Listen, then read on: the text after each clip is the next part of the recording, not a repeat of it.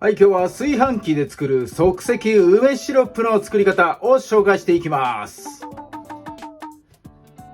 即席、今日は8時間で、完了します。夜仕込んでですね、もう寝てる間に炊飯器の保温機能を使いまして、8時間後、寝て起きたら、梅シロップの方、できちゃってます。すんごい簡単な即席の裏技レシピなんで、ぜひともこれ、挑戦してもらいたいと思います。はい、では今日使う材料の方を紹介していきます。今日は南高梅 1kg を用意しました。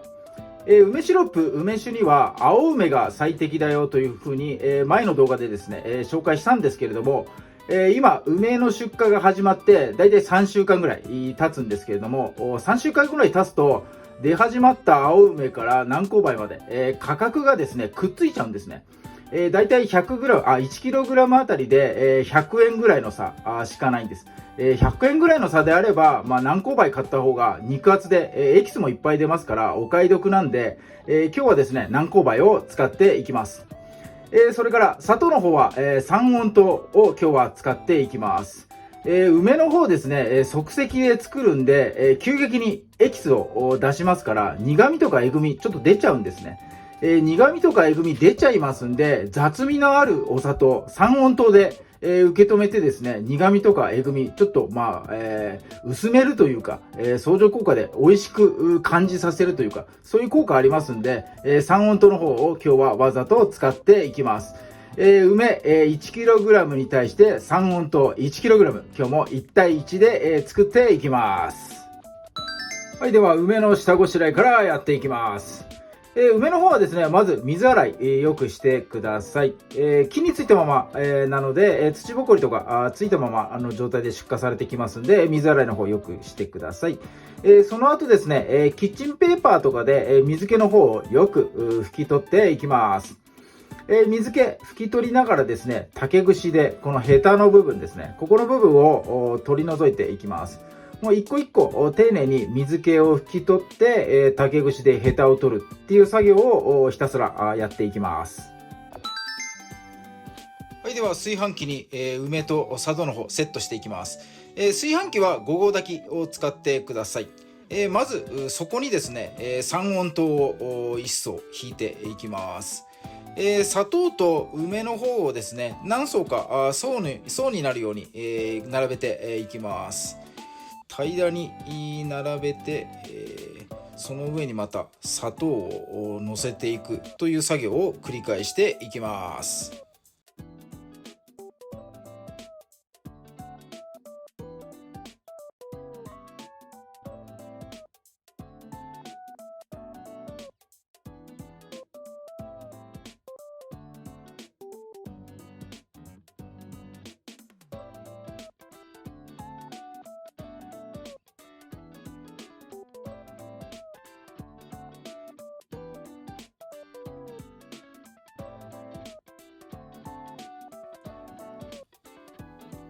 はい、梅がちょっと余っちゃったんで上に乗っけちゃいましょう。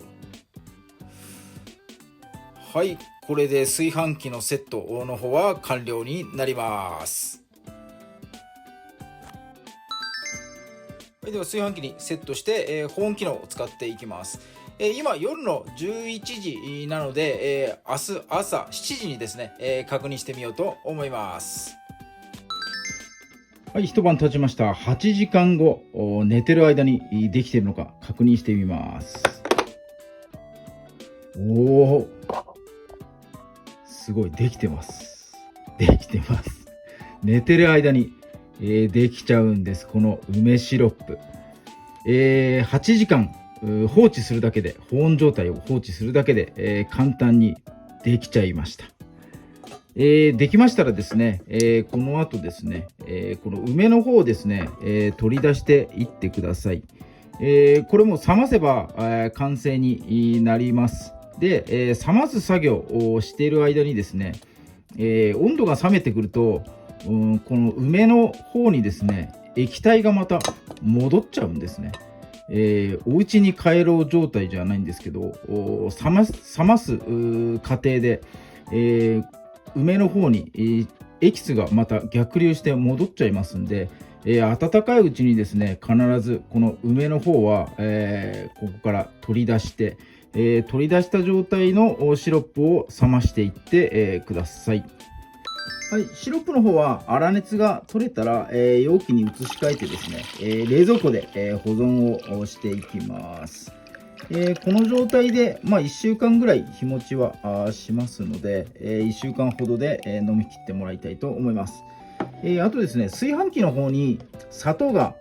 ちょっと沈殿して残ったので、これをですね、取り出した実と一緒に煮込んで、ちょっとジャムの方を作っていきたいと思います。はい、では沈殿した砂糖と取り出した実を利用してですね、ジャムの方を作っていきます。もう取り出した実はですね、すごく柔らかくなってますんで、手でこうやって、種を取り出すことができます。なのでもう手作業でですね、種丸いんで包丁とかちょっと使うと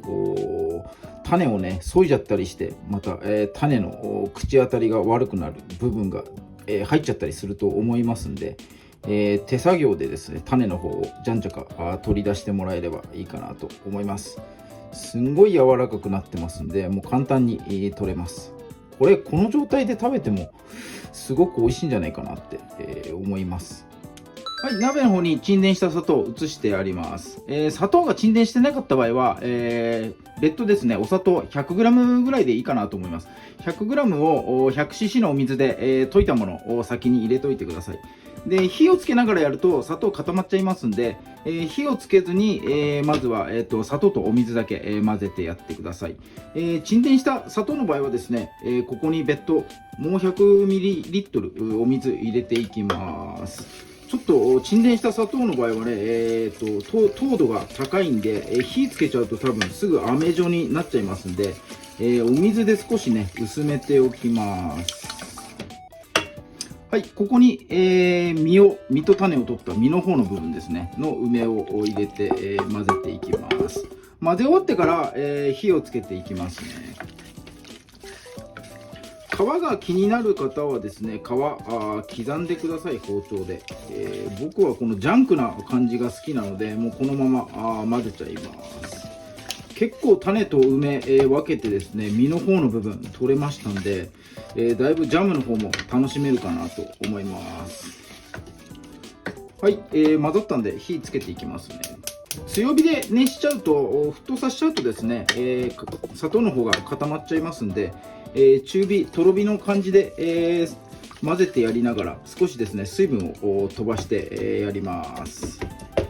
はい、温まってきたらですね、焦げつかないように、混ぜながら煮詰めていってやってください。水分がなくなってきたらですね、そこで、完成になりますんで、お好みの硬さまで、水分の方煮詰めてもらえればいいかなと思います。本当に、砂糖が入ってますんで焦げつかないようにですね、火加減とあともかましながらゆっくりと煮詰めてもらえればいいかと思います。はい、10分ぐらい煮詰めました。トロトロな感じに、果肉もですねだいぶ潰れて、ペースト状になってきましたので、これで、完成にしようと思います。はい、それでは梅シロップの方いただいていきます。すごい黒糖梅酒みたい。氷の入ったグラスに、シロップを入れて炭酸水を入れていきます。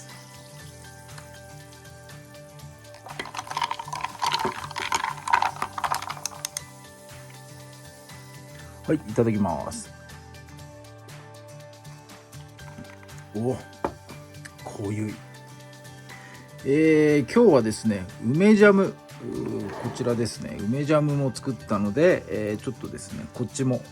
食べていきましょ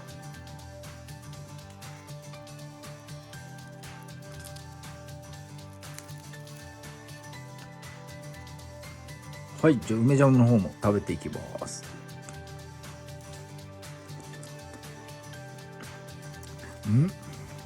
すごいうまい。これ梅ジャムの方がメインだな。梅ジャムの、パンを食べて梅シロップの炭酸割りを飲